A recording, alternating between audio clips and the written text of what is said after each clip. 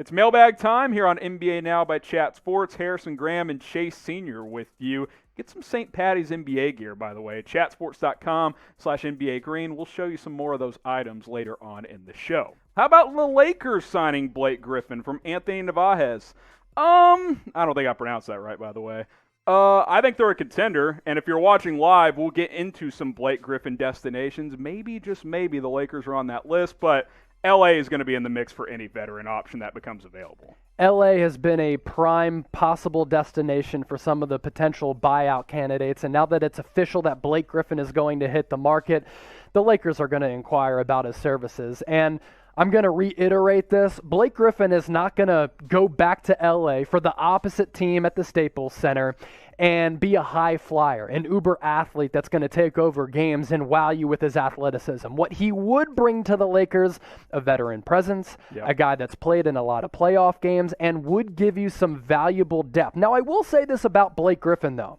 Sometimes, and we see this in all major sports, a change of scenery can help an athlete and do them wonders. Maybe Blake Griffin just needs to be re-energized a little bit. Now, he's not going to just somehow magically recapture his athleticism, but maybe the focus is more fine-tuned. Maybe he's energized a little bit. He's working on a little bit of an adrenaline rush as well, and Blake Griffin to the Lakers, it's something that could happen, and he could give them some front court depth.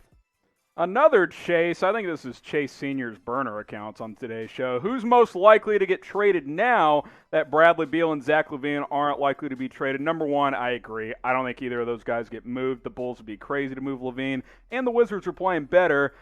Give us a couple of names real quick. Who do you think gets moved? So the big one for me is Vucevic out of Orlando, and last year, the Magic were a playoff team. Heading into this season, I was excited about the prospects for Orlando, but they have had to deal with a litany of injuries all across the board. They're one of the worst teams in the NBA. So as you kind of reconfigure and reset if you're Orlando, what are the pluses? What are the advantages of holding on to Vucevic, who is already in his 30s by now? Trade him, get some great assets back. That's the number one name I'm looking at. Name a player that will get traded at the NBA trade deadline. I think Nikola Vucevic is a guy. I think Andre Drummond gets dealt. Keep an eye on Kyle Lowry as well. Get your votes in. Name a player that you think could get traded before the deadline. Okay, Rashard Lee, Joe Harris to the Lakers. Why would Brooklyn do that? All right? So I just have to be frank here. There is a 0% chance that the Nets are going to trade Joe Harris. Now, they lost a lot of depth because of that James Harden trade. Joe Harris has been one of the best players on the Nets the entire season. They just gave him a big deal. And on the other side, Lakers don't have any assets to give up for a player of that caliber.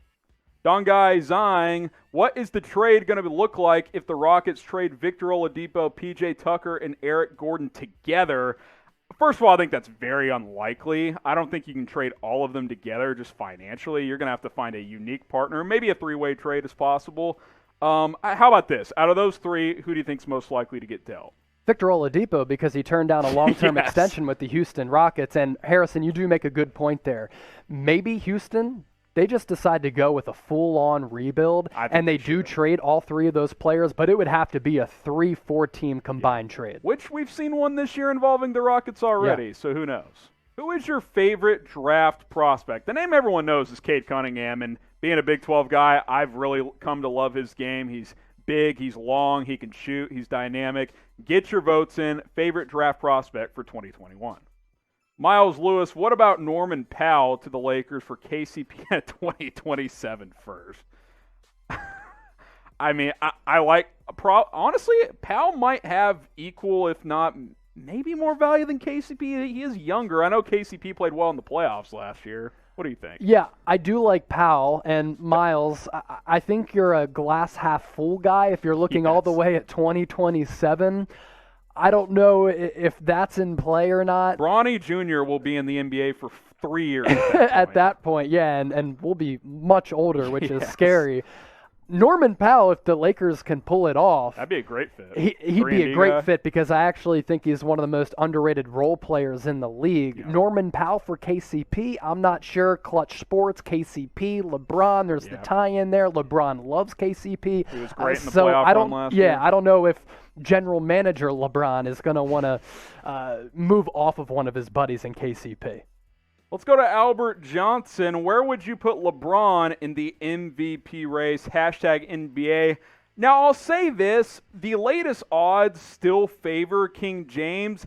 That being said, and this is no slight to LeBron, he could have the argument every year to win MVP.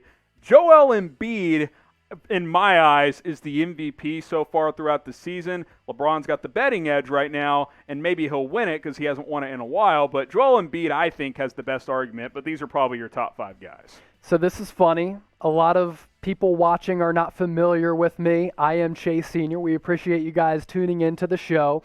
Now, earlier on this week, I said in the office, Joel Embiid is my MVP. And people were like, oh, since you're from the Philly area, you are a homer. And then what does Joel Embiid do? Well, I shot him a text, right? And I told him about the interaction. And he goes up against Rudy Gobert, the 2-time Defensive Player of the Year. And what does Joel Embiid do? He drops 40 and 19, right? Burger. And drops that 3-pointer with a hand in his mug to tie the game and force overtime. And then I come into the office the next day and people are like, oh, Chase, Joel Embiid as the potential MVP. Now we see what you're saying, but I don't think LeBron is the leader in the clubhouse. Maybe he's 2 or 3. I'm going with Joel Embiid. He's defying modern-day basketball logic. The guy's averaging 30 and 11 as a big man in the NBA in an era when big men are getting phased out of the game. So give me Joel Embiid and then LeBron. So what do you guys think? We've given our takes on this one. Who should win NBA MVP this season? I'll say this. It's going to be a fun race the second half of the season. Boromon? I can't tell what that first letter is. Okay, should the Lakers trade Gasol for an athletic center? Hello from Russia, guys. There you go. I just needed to read the next sentence. We have people watching from all across Appreciate the globe. you guys for watching globally here. I'll be quick here. Gasol's got no trade value. No. He's been okay for the Lakers. Might be the last year of his career. I don't think he has value elsewhere. His most value is probably in L.A., so I think they'll hang on to him and potentially look for some other moves before the NBA trade deadline. Now, Chase Sr., our newest host here at Chat Sports, give him a round of applause. Also, follow him on Twitter at Chase_Sr. We're trying to give him a welcome here at Chat Sports. I butchered that. You see it on screen. At Chase_Sr. Give him a follow. Welcome him aboard. He is our newest host here, and you're going to be seeing him a whole lot more, so you might as well follow him on social media. Subscribe to Chat Sports because the only way you can be a part of our mailbags is if A, you sub, and B, join us live every single Friday on YouTube. We go live with NBA Now with the latest news, rumors, and, of course, our famous live mailbags as well. So turn on those notifications after you subscribe, and the link is right there. It's youtube.com/chatsportstv. Do you own any green clothes? I'll tell you what, Y for yes and for no, my green department is pretty light. I don't have a lot of green clothes, but the reason we ask is you got to have something green, otherwise you're going to get pinched on St. Patrick's Day, and I'm not a pinch guy. I don't like getting pinched, so get some gear. Chatsports.com/NBA Green. Got all kinds of stuff available for all 30 NBA teams. We got hats, we got shirts, we got socks. There's some other stuff available as well. Celebrating St. Patty's Day by repping your team. And some of the stuff is actually on sale at that link. So go to chatsports.com/NBA Green. We'll put that link in the comments. It'll be in the description. All you got to do is click and shop today. Don't get pinched on St. Patrick's Day. Glenn here. Kuzma trade for LaMarcus Aldridge. Aldridge has kind of slipped this year. They're bringing him off the bench. Quick opinion here. This is a tricky one. Contracts don't line up. Yeah, either. Like the Lakers do need some more of a front court presence. Kyle Kuzma for Aldridge, though. The Lakers have no young players, right? Yeah. So then you'd be giving up one of your only young players for an old guy in Aldridge whose peak is well behind him. Yeah. I would not make that trade.